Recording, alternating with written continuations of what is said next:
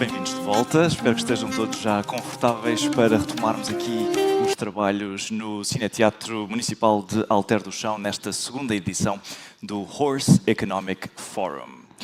Altura então para vos apresentar as nossas duas próximas oradoras que vão partilhar connosco uma abordagem integrada e complementar sobre a saúde e o bem-estar dos cavalos de desporto.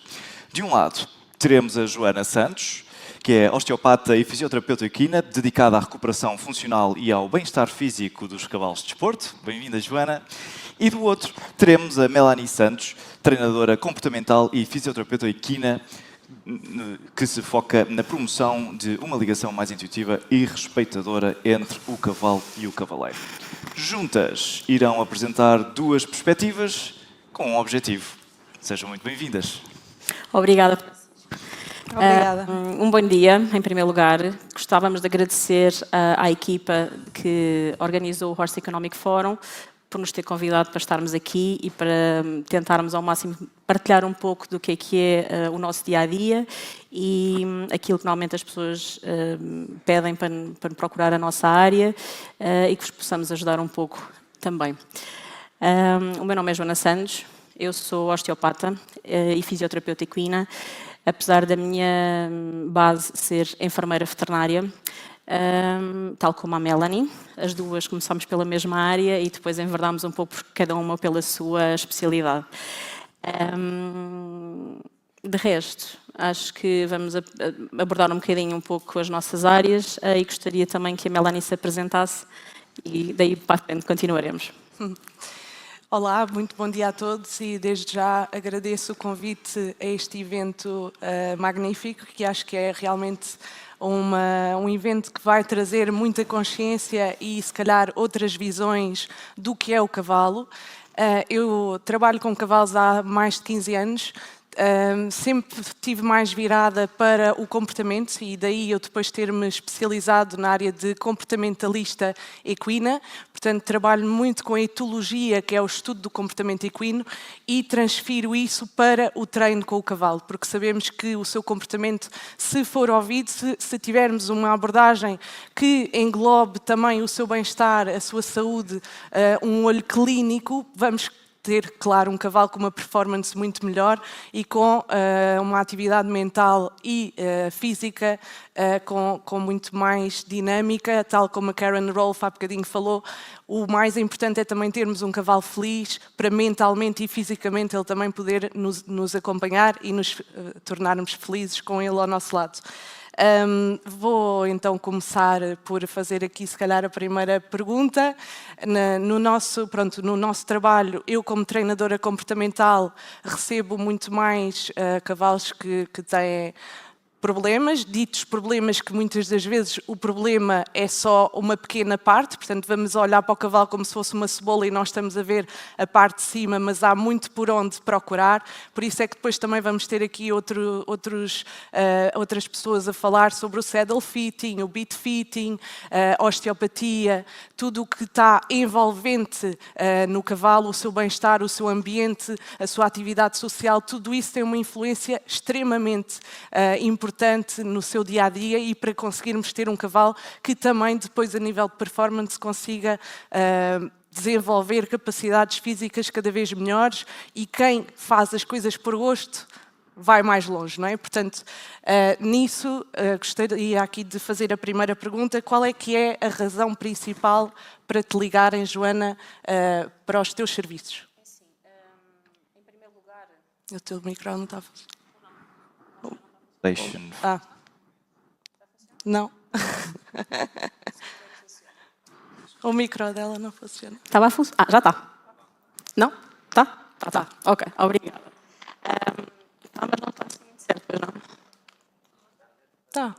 Está bom? Obrigada. Então, na generalidade, o nosso objetivo é sempre... Nem este quer trabalhar? Ok. Na generalidade, o nosso objetivo é sempre trabalhar em equipa. Tal como a Melanie estava a referir e bem, nós temos sempre um objetivo final, que é o bem-estar do animal, quer seja o objetivo desportivo máximo, quer seja um cavalo de escola, por exemplo.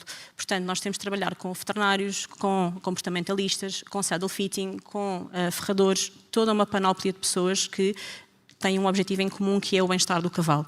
E, portanto, por norma, temos duas vertentes. Ou já tem uma relação com o veterinário que vai nos recomendar o nosso serviço, ou então existe, e em 90% das vezes é o boca a boca, ou seja, uma pessoa que experimentou, achou que realmente tinha sentido bastante diferença no cavalo e por essa razão então recomenda o nosso serviço. Acontece muitas vezes, por exemplo, eu chegar a um cavalo e ver que o problema do cavalo não é apenas físico, que também tem alguma componente comportamental e, portanto, é super importante trabalhar em conjunto com pessoas como a Melanie, a quem eu depois posso recomendar que o meu trabalho não vai ser 100% eficaz se ela também não intervir. Tal qual como acontece em relação a uma situação que eu acho que é clínica e que então recomendo sempre o veterinário, ou seja, o ferrador, seja a área que o animal necessite, como é óbvio. No teu caso, tu achas que também sentes essa diferença? Sentes que também existe essa vontade de trabalhar em equipa? Como é que funciona contigo? Sim, na minha vertente é um bocadinho diferente, porque as pessoas realmente ligam muito mais para o problema. Portanto, o cavalo não entra no outro lado, ou o cavalo não quer dar os pés às mãos, ou o cavalo tenta morder, ou ataca o dono, ou a relação com o próprio dono também não é produtiva. O cavalo está sempre a dominar a presença do dono e a não permitir que o dono evolua com ele. Portanto, por norma, a pessoa liga-me já quando há um problema já muito gritante. Portanto, se lembrar que todos estes problemas são comunicação do cavalo, o cavalo está a querer mostrar algo, nós é que temos que aprender a perceber esses detalhes, a entender a sua linguagem corporal, a questão, observar todo esse ambiente que eu já referi, portanto, toda a envolvência desse cavalo, para entender qual é que é a razão. E essa razão, muitas das vezes, é já um grito. Quer dizer que já houve muitos pequenos outros indícios, o cavalo já demonstrou muitos outros sinais que nós apenas não soubemos ver. E daqui acho que aquilo que as pessoas contactam mais será sempre mais nessa ótica de tentar entender porque é que o cavalo já está a ter aquelas reações. E a maior parte das vezes, quando vamos analisar o cavalo, e eu como fisioterapeuta também tenho um olho a nível anatómico, a nível da biomecânica, e muitas das vezes é dor. Portanto, o cavalo vai reagir por conforto ou desconforto, não é? As reações do cavalo são de acordo com o seu estado de espírito. Se o cavalo não está bem, se está desconfortável, e se nós lhe estamos a pedir algo que ele não quer, obviamente vamos ter uma reação um bocadinho mais expressiva. Um cavalo, por exemplo, que quando lhe pedes os pés quer-te dar coices, muitas das vezes é restrições musculares, tensões a nível da sacroiliaca, e esse cavalo apenas não está a ser mau, está apenas a ter dor e a dizer não, deixa-me porque não consigo fazer esse movimento. Um cavalo que não entra a galope para a mão correta, tudo essas pequenas coisas nós às vezes temos tendência de dizer e rotular o cavalo, e certamente aqui acredito que já alguém tenha ouvido isso de o teu cavalo tem mau feitio, ele é mal comportado, ele faz isso de propósito, está a fazer gosto de ti. Muitas das vezes não é isso. Muitas das vezes é o cavalo realmente a mostrar que tem ali algum problema e nós é que não o sabemos ouvir. Portanto... Boa. E tu achas que... sentes que muitas vezes quando vais observar os cavalos e tens essa observação, principalmente a nível comportamental ligado à parte da biomecânica, achas que depois tens facilidade em trabalhar, ou seja, de referir... outros profissionais. Exatamente. Sim. Sim. Nós ainda somos poucos. Exato.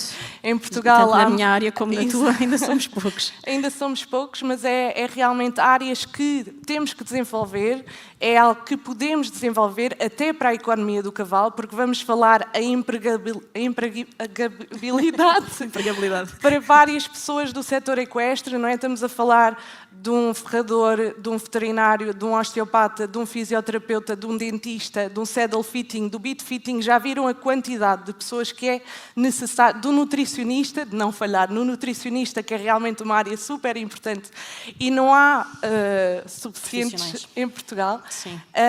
Mas sim, quando, e eu, na verdade, eu quase sempre preciso de referir os teus serviços, porque há, muitas das vezes, como já disse, há restrições musculares e preciso do osteopata para vir. Sim, nós temos um ajudar. exemplo prático, as duas. Nós temos uma égua que eu acompanho já há cerca de 3 anos, muito nervosa, sempre que eu ia vê-la, não quero dizer que fosse explosiva, mas era uma égua que não estava confortável com ela própria, e nós, apesar de conseguirmos tentar soltar toda a parte de tensões musculares que ela pudesse ter, havia sempre uma componente comportamental que estava associada e que nós referíamos sempre que era necessário desenvolver, e felizmente a Melanie começou a trabalhar nesse sítio, começou a acompanhar essa égua, e hoje em dia, eu posso dizer que nesta semana vi essa égua, é uma égua que eu consigo ver solta, ou seja, está aqui no meio, conseguia soltá-la, a corda aqui no chão soltinha, e ela está super relaxada.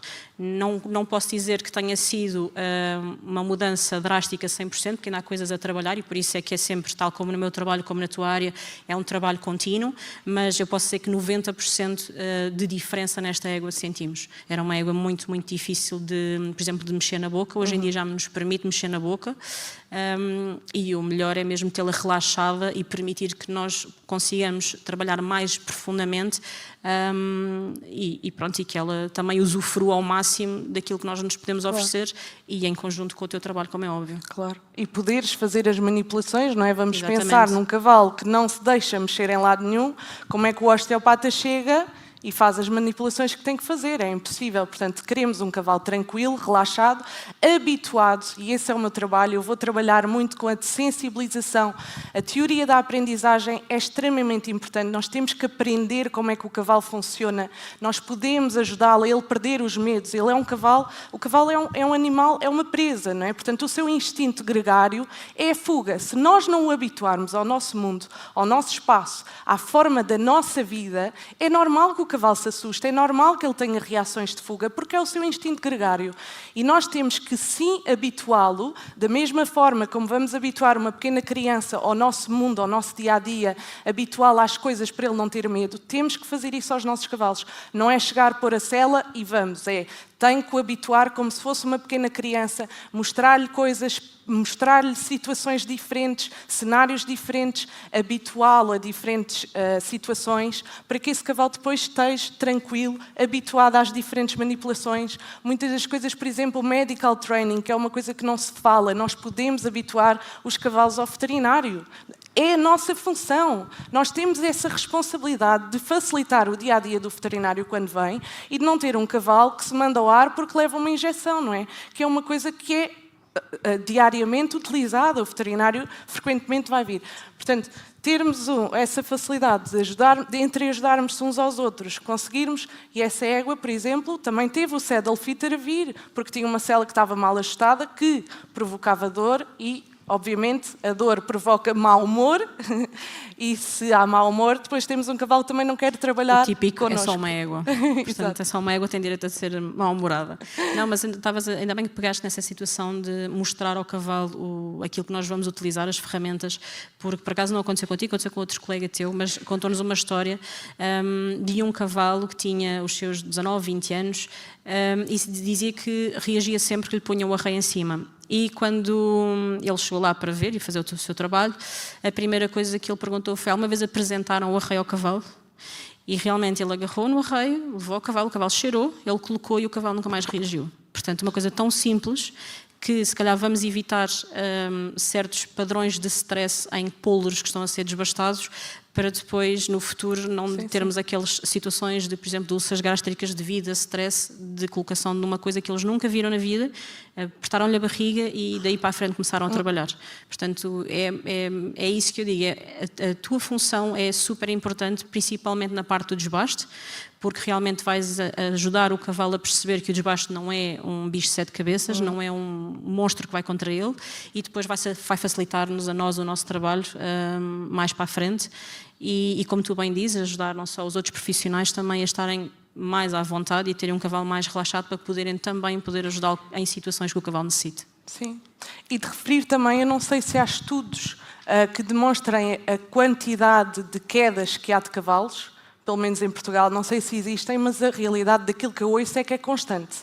Então, se nós temos um cavalo que está bem educado, bem preparado para o nosso dia-a-dia, não acham que todos nós merecíamos uma vida um bocadinho menos abrupta quando andamos a cavalo, não é? Eu não tenho intenções de cair a toda a hora, não faz parte dos meus quereres na minha vida. Portanto, eu acho que quanto mais nós conseguirmos todos criar esta educação de vamos entender o cavalo, vamos entender o seu comportamento, vamos entender porque que ele reage assim, porque que houve este comportamento, estamos a facilitar-nos a nossa vida, estamos a prolongar o nosso corpo, não é? Não estamos a ter quedas constantes. Por isso, tudo isso é importantíssimo e a verdade é que quanto mais nós tivermos este apoio de crescermos também a nível, em conjunto e crescermos todos perante o cavalo para conseguirmos um mundo melhor, acho que é realmente fundamental. Sim, sem dúvida nenhuma é o objetivo. Qual é que achas que é assim aquelas, digamos, aqueles sinais mais evidentes? Eu falo por mim, por exemplo, acontece-me várias vezes ir ver, neste caso, éguas que estão em cio e, portanto, uma coisa que os homens nunca experimentaram, que é cólicas quando estamos com o cio. Portanto, é uma situação para algumas mulheres bastante dolorosas. E acontece que eu, nesse caso, eu evito ao máximo tocar nessa zona e a parte lombar para trás. Eu tento explicar ao dono que está na altura de esperar um pouco por ela e eu consigo relaxá-la até aqui, mas daqui para a frente eu vou associar ao meu trabalho também uma altura de dor e não uma altura de conforto.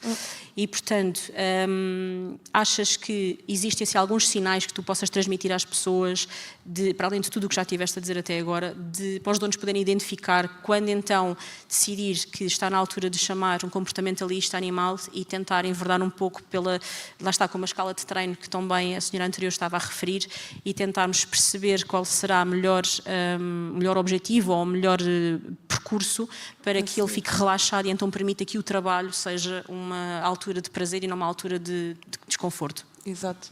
Sim, olhem, por exemplo, quando vocês veem as expressões faciais, os cavalos têm à volta de 20 músculos, portanto, muito semelhante a nós, faciais. Quer dizer que há uma escala possível de avaliação a nível de toda a musculatura que nós conseguimos avaliar se o cavalo está em dor, se está em desconforto ou não. Portanto, a primeira coisa que eu observaria seria a questão facial do cavalo, como todo o seu corpo também, todo o seu corpo comunica, eles comunicam através do corpo, a linguagem deles é essa.